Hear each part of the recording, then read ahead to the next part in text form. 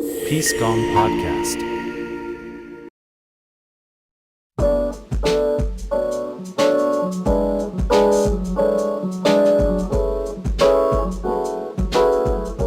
Hello, everybody, to the first episode of the Peace Gong Podcast. I'm Yash, and we're joined by Gervin Baila, the founder of Action for Peace and Nonviolence, an organization that is intended to nurture young leaders in Uganda, to drive them into being positive agents of peace and nonviolence in the future and create a more empathetic and inclusive society.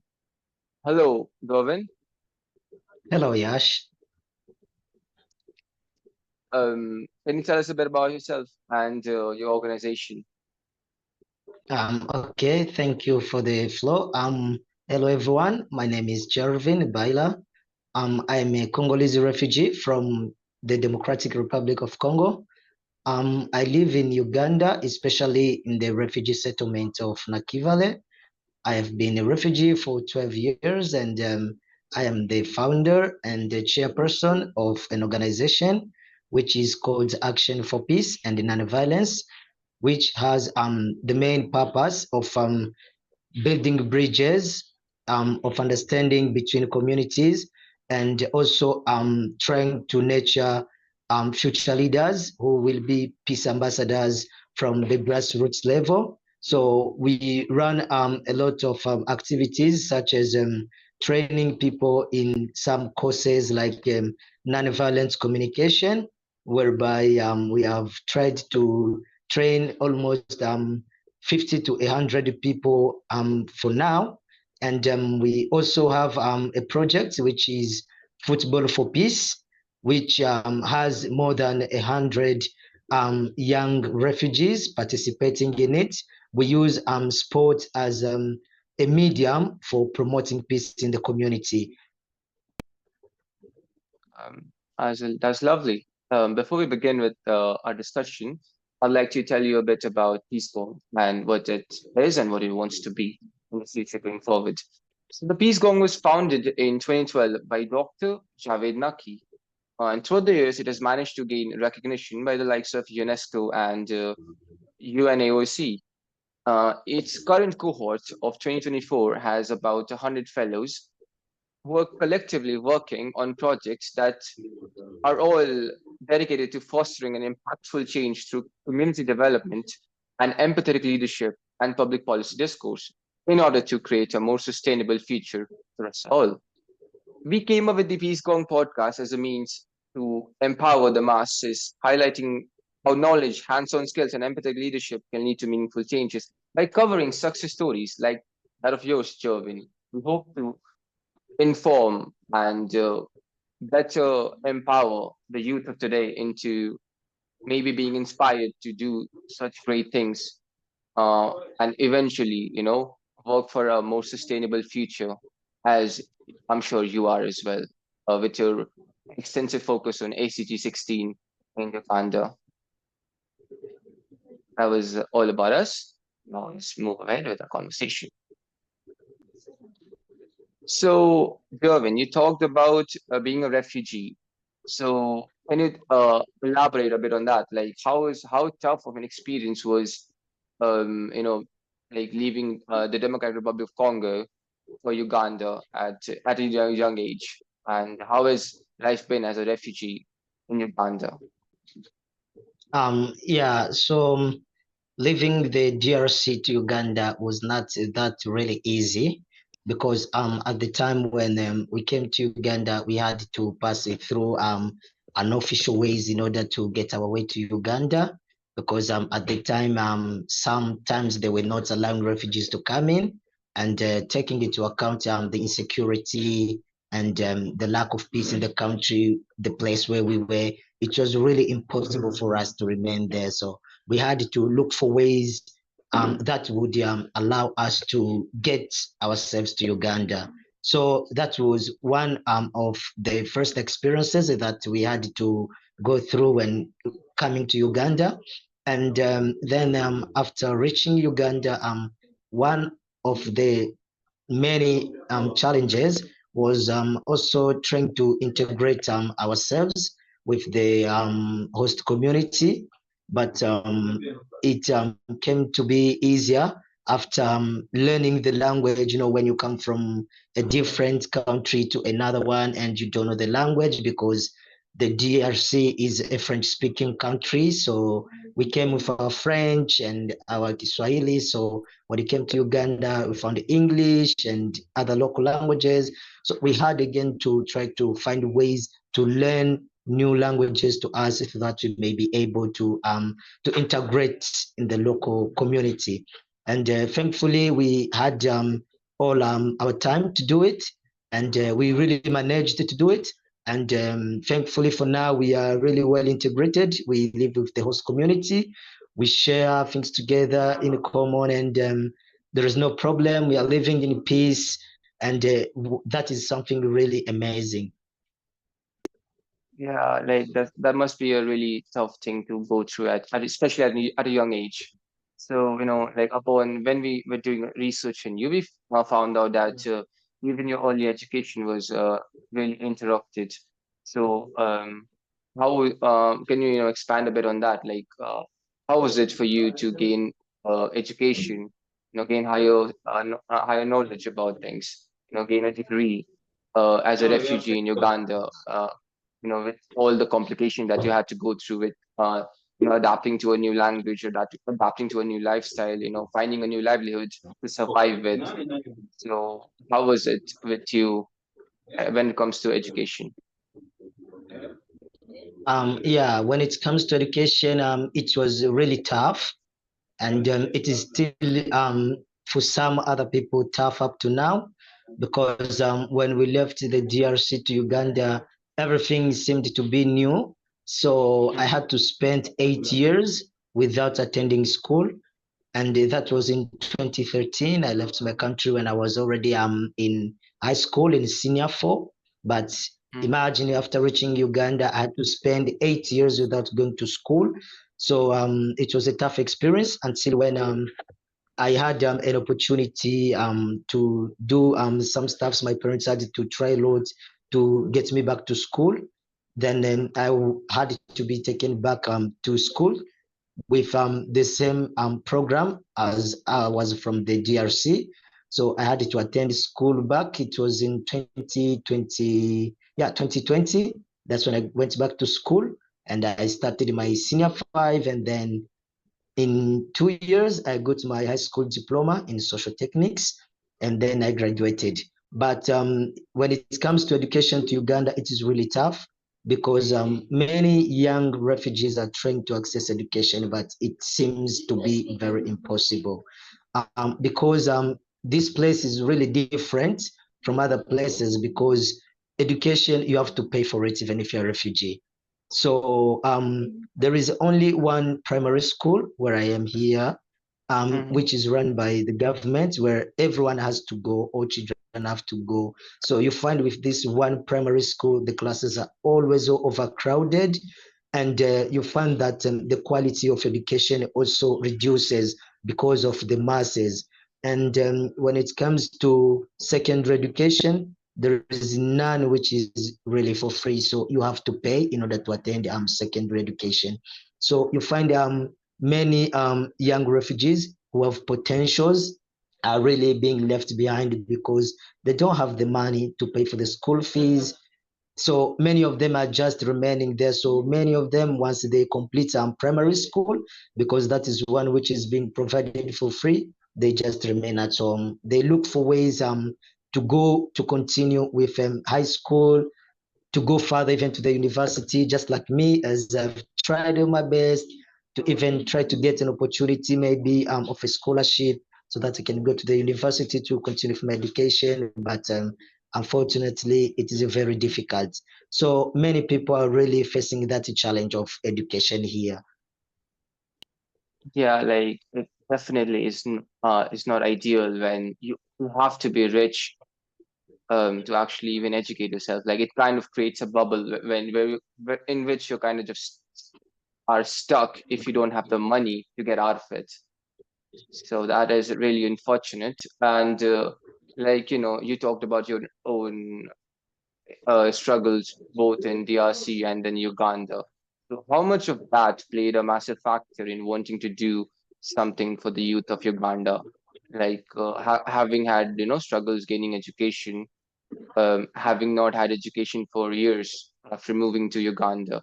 So how much of that was a factor for wanting to make it more accessible to the youth of today and you know, um, making them more, making them have livelihoods to survive off. So yeah. Yeah, as we are really encountering this kind of a problem, that's why I came up with this idea of coming up with action for peace and nonviolence. After going through these experiences, I came to understand that peace is really something which requires a lot of things to be achieved. So when people are not really educated, they don't get access to education. I don't think that the communities are going to be at peace. So to tackle on that challenge, we planned to have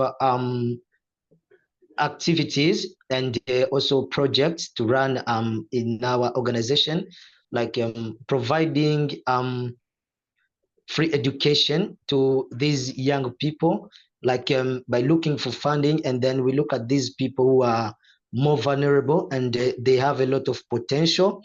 So we sponsor them. We sponsor their education, like their primary school education, and if possible also to sponsor their high school education so that they can also access it, and also try to make it to be a tool that will make them to be self-reliant in the future. And apart from that, we thought of building a community peace center whereby we are going to run these vocational trainings, whereby people will be trained in different vocational skills like tailoring, like doing a lot of things which are manual, so that they can learn the skills and then provide some employability opportunities to these people, because many people are really also suffering because of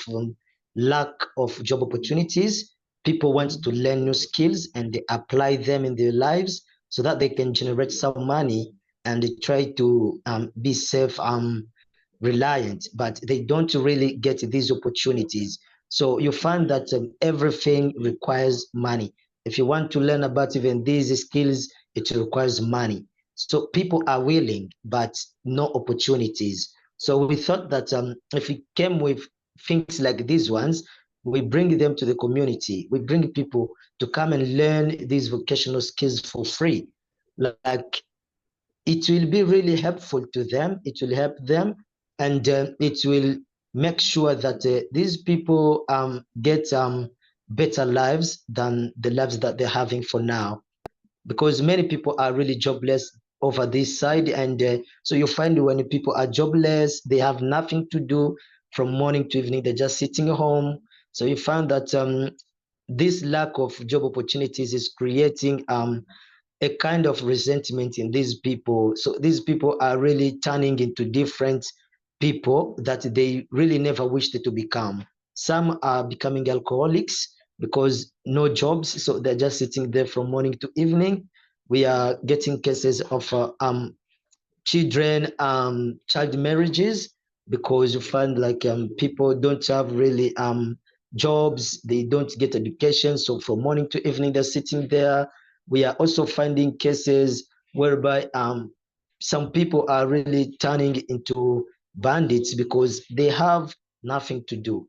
So if we came up with these vocational skills and provide them to the communities learn about these skills, and after gaining them, we also would like to provide to them the materials that they can use as a startup, because sometimes people give the skills to these refugees, but then they just leave them like that. So they just give them the knowledge, but to apply now that skill in life, they need a capital. They need like materials. Like if someone learns about hair tracing, like if they learn about tailoring, so they will need a sewing machine in order for them to go and start applying the skill that they have learned. But you find that people don't have all of these opportunities. So we think like if we provide these skills and also the equipment, which will be like a startup to these people, so we will really make these communities to live in better lives. You talked about how everything in Uganda requires money. So that naturally raises a question, as I'm sure, like when starting out your initiative, you yourself were not the most, you know, financially stable. So, like, how difficult was it securing funding to then go on to sponsor education for so many children in Uganda? So, how difficult? What were some of the challenges you faced starting out with your organization? The challenges that we face is first of all to get the exposure to these fundings.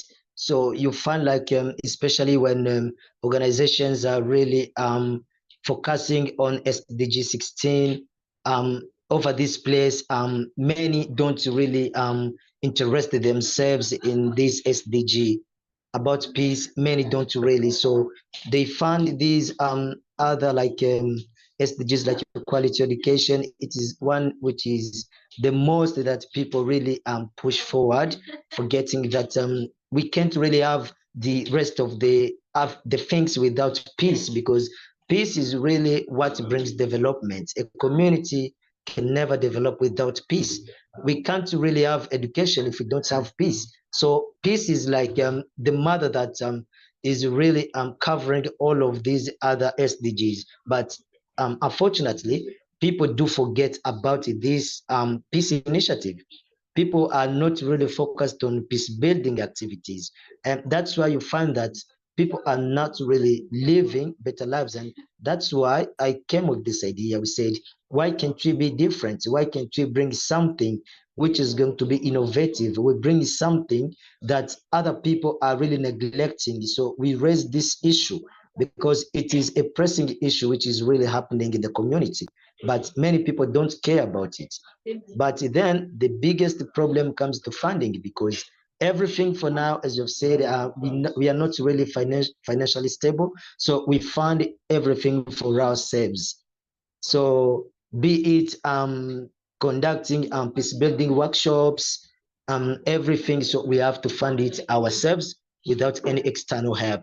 So that is also a challenge, because we would like to make a bigger impact in the community, to reach out to a bigger audience, to many people. But then you find as we are trying to reach a bigger audience in the community, also the money that is required to reach the bigger audience also increases, and which is really impossible for us to do. So that's why you find most of the times we are focused at the local level, just focusing on some particular groups of people in certain areas, but would really like to expand so that we can impact larger groups of people in the community.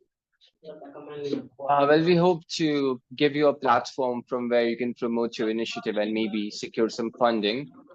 Also, like you talked about the pressing issue of unemployability amongst the youth. So, like an unemployed person naturally goes through mental hardships. So, like, what has your organization done when it comes to looking after the mental health of the youth over there? Yeah, so we had to also take that into consideration because we also have programs of psychosocial support. So we try to talk to the youth, we try to advise them, we try to sit and share experiences, to try to motivate them, to try to make them feel like this is not the end of the world, and that they can still be useful in life, and they can still make something useful out of their lives, because where they are, it doesn't mean this is the end. Because most of the times you find people are saying, I'm a refugee, so I can't do anything. I'm just waiting here. Maybe I'm for the UNHCR to come and help me, to come and do this for me. They forget that even if you're a refugee, if you are mentally stable, you are focused, then you can achieve something on yourself. So we try to have sessions and talk to these people to empower them, to show them that this is not the end of life. And even though we are refugees, it does not mean that we will forever remain refugees. So we need just to be focused and to make sure that we prepare ourselves, and we try to share experiences and also our personal experiences that we have gone through, from how we started after reaching here up to where we are and where we are really aiming to reach. So we empower them and they feel empowered, and they start to do something meaningful about their lives. If they were not willing to look for jobs, they try to look for them. If they were already engaged in alcoholism, sometimes they reduce.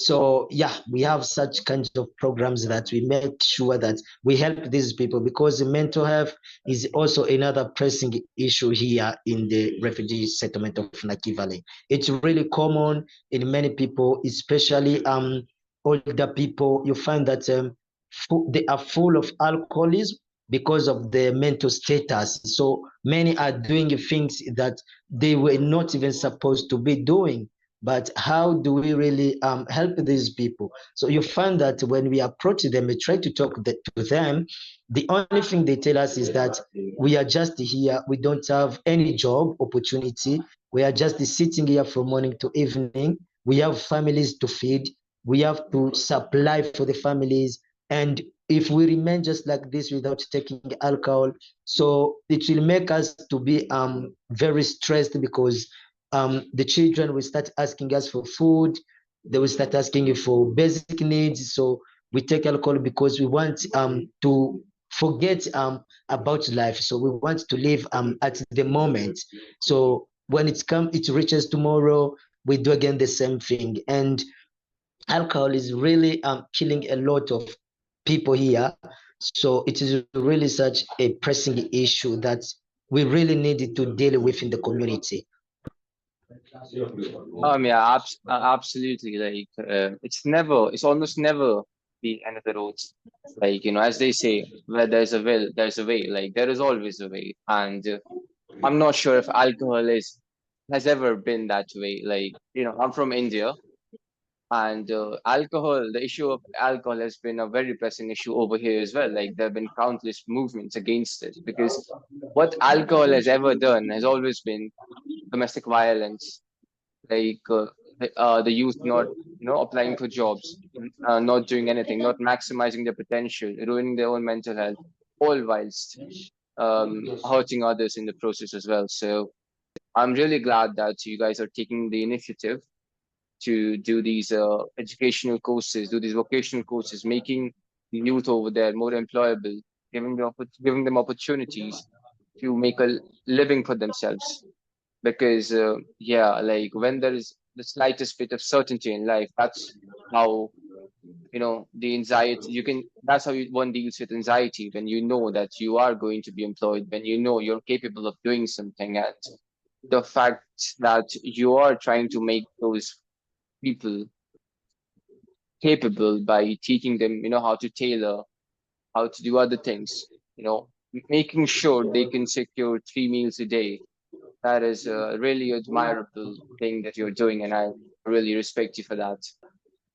And moving on to the other question, it's kind of is connects to what we were talking about earlier. Like, you talk about doing these vocational courses for the youth over there, the free education courses for the youth over there, training them into being better individuals. So, like, have there been like any success stories out of your initiatives? Yeah. So currently we are we have really some successful stories. we have been training people, especially in peace education, most especially in nonviolent communication, whereby we have trained more than 50 people for now. And we have really received some amazing testimonies because I remember a few months ago, we had to do a research paper on the case study of Nakivale refugee settlement on the use of nonviolent communication. So yeah, it was really amazing as we came to receive some positive feedbacks from the participants. So they learned, actually many people don't really understand over this place what is nonviolent communication. So they don't really know how does a violence start. So you find that even at the family level, you find some marriages have been broken because of not really using a proper communication style. So when we trained these people in the usage of nonviolent communication, they came to understand that sometimes most of the conflicts that they have can be avoidable just by using nonviolent communication. So we received really a lot of feedbacks and testimonies, and that is one of the things that we have been doing. Even we are running another cohort at this time with the youth on nonviolent communication, and we are really reaching some positive feelings, and also some amazing stories coming from the people that we are training in NVC. So it is really a success to us because we are really achieving what we really wanted to achieve, because it is something new over this place. It's never existed. It's like something that I've never seen before, and they are really interested in it. They are really giving themselves, and they want to learn more. So we are also pushing more. We are giving ourselves, we're sacrificing ourselves so that we can see how we can impact a larger group of the community. So as I said earlier, because of the limited funding, because of self-funded, so you find we are really having a lot of courts in small numbers, because that is what is really possible for us to do. We are taking small numbers, because we don't have enough funding. But if really things were different, if we had a funding, then we would expand it to the community, and be having even 100 people joining one cohort. That is really possible because many people are interested. But then you find that because we have limited funding, so we just limit the numbers. We just limit the numbers. So yeah, we are really so thankful with the way that this project of NVC is really going on here in Naki Valley. You said that not a lot of people over there might have been familiar with what NVC actually meant. And I'm sure not a lot of people watching us are familiar with the term NVC either. So can you explain what NVC means to a layman in layman terms? Yeah, so when we talk about NVC, we look at non-violent communication. And when we talk about nonviolent communication, it means not only the way that we communicate with others should not be violent, but even the way that we thought, even our thoughts should not be violent in nature. So we have to be at peace in our thoughts, our words, and also even with nature. So that is what nonviolent communication is all about. So it encompasses some things like what we call pillars. So when we learn about NVC, we learn about pillars of compassion, empathy, respect, um, so things like those ones. So when we train people on these things, many of them really are not familiar with them even here. So they get surprised. They learn new skills, and these skills help them. And they don't only help them personally, but They help them even at the family level. You find even parents, even the youth. So you find that NVC or nonviolent communication is shaping people's lives over here. It is really making people to really get connected, whereby people were already having broken bridges between them. So NVC helps them to restore and to rebuild the bridges of understanding and collaboration, and that's that we are all about. That is a wonderful explanation. Thank you for joining us today. Let's hope for a more sustainable and peaceful future. Until then, stay informed, stay inspired.